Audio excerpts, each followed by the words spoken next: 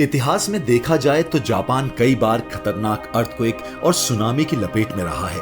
वैसे तो अर्थक्वेक और सुनामी से बचना किसी के बस की बात नहीं, पर जापान के पास इनसे मुकाबला करने के सिवा और कोई ऑप्शन भी नहीं है। हमारे चैनल पर आपका फिर से स्वागत है।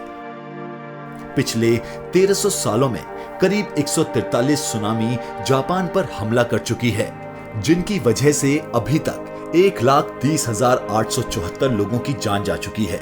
इसमें सबसे खतरनाक साल 1741 में आया था, जिसमें सुनामी की वेव 90 मीटर ऊंची थी। अफसोस की बात यह है, जैसे जैसे वक्त गुजरता जा रहा है, जापान में सुनामी का खतरा भी बढ़ रहा है। सिर्फ 2022 में ही 300 से भी ज्यादा अर्थक्वेक रिकॉर्ड किए जा चुके हैं। यहां तक कि एक दिन में 3 से 4 अर्थक्वेक भी रिकॉर्ड किए जा चुके हैं। जापान दुनिया की वो कंट्री है कि जहां अर्थक्वेक इतने कॉमन हैं कि यहां पर स्काई स्क्रैपर को अर्थक्वेक प्रूफ बनाना कंपलसरी होता है, जबकि 2000 से लेकर 2022 तक जापान 5 बार छोटे और बड़े सुनामी का सामना कर चुका है, जिसमें 2011 वाला सबसे जानलेवा था। 11 मार्च 2011 को ओशिका पेनिनसुला से 72 किलोमीटर ईस्ट में समुद्र के अंदर 9.1 मैग्नीट्यूड का अर्थक्वेक पूरे 6 मिनट तक चलता रहा, जिसकी वजह से एक मैसिव जाइंट सुनामी ने जन्म लिया। ये दुनिया का चौथा बड़ा अर्थक्वेक, जबकि जापान की हिस्ट्री का सबसे बड़ा था। इसके नतीजे में जो सुनामी पैदा हुई, उसने समुद्र में 55 मीटर या फिर 180 फीट ऊंची लहर पैदा की। पानी की लहर 700 किलोमीटर प्रति घंटे की स्पीड से सेंडाई सिटी में दाखिल हुई और कोस्ट से 10 किलोमीटर अंदर तक आ पहुंची। सुनामी का सबसे बड़ा प्रॉब्लम यह होता है कि मॉडर्न टेक्नोलॉजी से भी इसको प्रिडिक्ट नहीं किया जा सकता। खैर, सेंडाई के लोग, जिनको 8 मिनट पहले सुनामी की वार्निंग दी गई थी, उसमें से हजारों लोगों को भागने का मौका भी नहीं मिल सका। इस सुनामी की वजह से 2,28,000 लोग बेघर हो गए और 15,000 लोग अपनी जान से हाथ धो बैठे।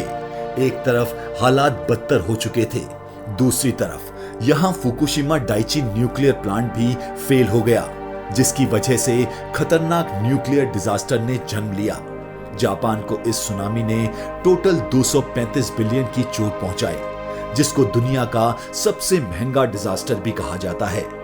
अब यहां सवाल यह पैदा होता है कि जापान हमेशा से ही सुनामी की लपेट में क्यों रहता है। इसकी सबसे बड़ी वजह जापान की जियोग्राफिकल लोकेशन है। पैसिफिक ओशियन का ये पूरा हिस्सा जो आप देख रहे हैं, ये देखने में 90% अर्थक्वेक, वॉल्केनिक इरप्शन और सुनामी की जगह है। ये जो रिंग बन रही है, इसको द रिंग ऑफ फायर कहा जाता है। इसके नीचे दुनिया के सबसे ज्यादा एक्टिव वॉल्केनोज मौजूद हैं, जिनको कई टेक्टोनिक प्लेट्स ने घेर रखा है। और बदकिस्मती है जापान की कि वो बिल्कुल इस रिंग के बेल्ट पर आता है। यही वजह है कि यहाँ हर दिन अर्थक्वेक और हर साल टाइफून या फिर सुनामी का हमला होता है। इन सब मुश्किलों के अलावा जापान का एक और प्रॉब्लम भी है कि पूरे जापान का 70% लैंड एरिया सिर्फ पहाड़ों से भरा हुआ है, और जो 30% फ्लैट सरफेस है, वो ज्यादातर सिर्फ कोस्टल एरिया में ही मौजूद है, जहां सुनामी का खतरा हर वक्त मंडरा रहा होता है। पहाड़ों पर पूरे शहरों को शिफ्ट करना एक इम्पॉसिबल टास्क है, लेकिन अपनी कोस्टल सिटी को बचाने के लिए जापान पिछली सदी से मेहनत कर रहा है, और इनकी अप्रोच सबसे अलग है। जापान ने अपने हाई रिस्क एरियाज को बचाने के लिए कोस्ट पर सी वॉल बनाई है। ये कोई अभी की बात नहीं है, बल्कि सी वॉल काफी अरसे से जापान के कोस्ट का हिस्सा रही है। 1896 और 1933 में भयानक टाइफून ने जापान के टेरो नामी गांव पर हमला किया था, लेकिन उसके बाद ये गांव कोस्टल डिफेंस सिस्टम की एक मिसाल बन गया। जापान ने 2.4 किलोमीटर लंबी और 10 मीटर ऊंची 2 वॉल्स खड़ी करके गांव को समुद्री लहरों से काफी हद तक बचा दिया।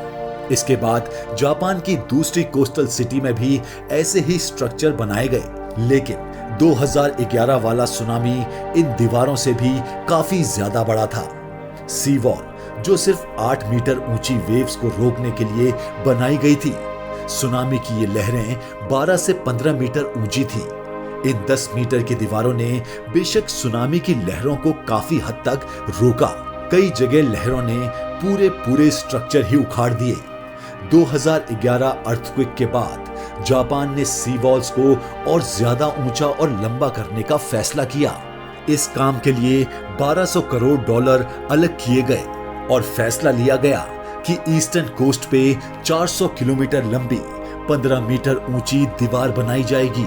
ये दीवारें पिछली दीवारों से करीब 5 मीटर ऊंची, जबकि इनकी फाउंडेशन जमीन में 25 मीटर अंदर तक अपनी जड़ें मजबूत किए हुए हैं। इनकी चौड़ाई भी पहले से काफी ज्यादा रखी गई है और इनका स्ट्रक्चर और डिजाइन खास तौर पर सुनामी की वेव्स को रोकने के लिए बनाया गया है। इस काम के लिए पहले सिमुलेशन की मदद से आर्टिफिशियल सुनामी पैदा की गई, जिससे इंजीनियर्स ने हर तरह के वेव पैटर्न्स पर वॉल्स टेस्ट की। एक वाइब्रेशन की मदद से 2011 अर्थक्वेक जैसा पैटर्न पैदा किया गया। वेव कितनी बड़ी होगी तो कितना प्रेशर जनरेट करेगी, ये सब पहले सिमुलेशन की मदद से कैलकुलेट किया गया। सिमुलेटर पे नोटिस किया गया कि 2011 की सुनामी की लहरों ने डायरेक्टली जापान को नुकसान नहीं पहुंचाया था, बल्कि इसने फ्लड की सूरत में आगे ट्रेवल किया। और ऐसा इसी वजह से हुआ क्योंकि सी वॉल ने काफी हद तक वेव्स का प्रेशर तोड़ दिया था। सिमुलेटर पर टेस्टिंग के बाद सी वॉल्स को अब कर्व शेप में डिजाइन किया गया है। पानी सी वॉल से टकराएगा तो इसका कर्व शेप लहर को वापस यू टर्न करवाएगा और ऐसे एक लहर वापस पलटकर पीछे से आने वाली दूसरी वेव के प्रेशर तोड़ेगी। सुनामी की वेव के प्रेशर को तोड़ने के लिए जापान ने सिर्फ वॉल ही नहीं बनाई, बल्कि हॉटस्पॉट लोकेशंस के करीब समुद्र में ब्रेक वाटर भी बनाए हैं। जब लहरें कोस्ट की तरफ बढ़ती हैं तो ये ब्रेक वाटर इनका प्रेशर तोड़ते हैं। दूसरी तरफ लोकल कम्युनिटीज सी वॉल से काफी तंग है, क्योंकि कई जगह ये 4 स्टोरी बिल्डिंग जितनी लंबी हो जाती है, जिससे लोगों को ऐसा महसूस होता है कि वो किसी जेल में बंद हैं। कुछ लोगों को डर है कि जापान इस सी वॉल की वजह से अपने टूरिस्ट खो बैठेगा। ये सी वॉल अकेले उसको भी नहीं रोक पाएंगे। इसके लिए हॉटस्पॉट लोकेशंस पर सुनामी मिटिगेशन पार्क बनाए जाएंगे। इन पार्क्स में एक ऐसी दीवार होगी जो सिर्फ सुनामी के प्रेशर को तोड़ेगी, बल्कि पानी जब वापस समुद्र में जाता है तो अपने साथ बहुत ऑब्जेक्ट्स ऑब्जेक्ट्स भी लेकर जाता है। उस समय ये पेड़ों के तने उन ऑब्जेक्ट्स को रोकने का काम भी करेंगे। जापान की सी वॉल इंजीनियर्स का एक हैरान करने वाला कारनामा है और सुनामी का सामना करने में किसी हद तक कामयाब भी है। अपने आप को कुदरती आफत से बचाने के लिए जापान हर मुमकिन कोशिश कर रहा है, लेकिन उसके साथ ही जापान इस हकीकत से भी अनजान नहीं है कि ये सी वॉल कोई परमानेंट सॉल्यूशन नहीं है। बढ़ती हुई ग्लोबल वार्मिंग समुद्र के लेवल को दिन ब दिन बड़ा कर रही है। तूफान बढ़ रहे हैं और अर्थक्वेक रोज का आना बन गया है। जापान को अच्छी तरह मालूम है कि ये जायंट स्ट्रक्चर्स इनको कुदरती आफत से 100% प्रोटेक्ट नहीं कर सकेंगे। $12 अरब का खर्चा करके असल में जापान ने अपने लोगों के लिए टाइम खरीदा है। जब ये दीवार वेव्स के प्रेशर को तोड़ेगी तब तक लोगों को वहां से निकलने का टाइम मिल जाएगा। अगर आपको ये वीडियो पसंद आया हो तो प्लीज लाइक और सब्सक्राइब जरूर करें।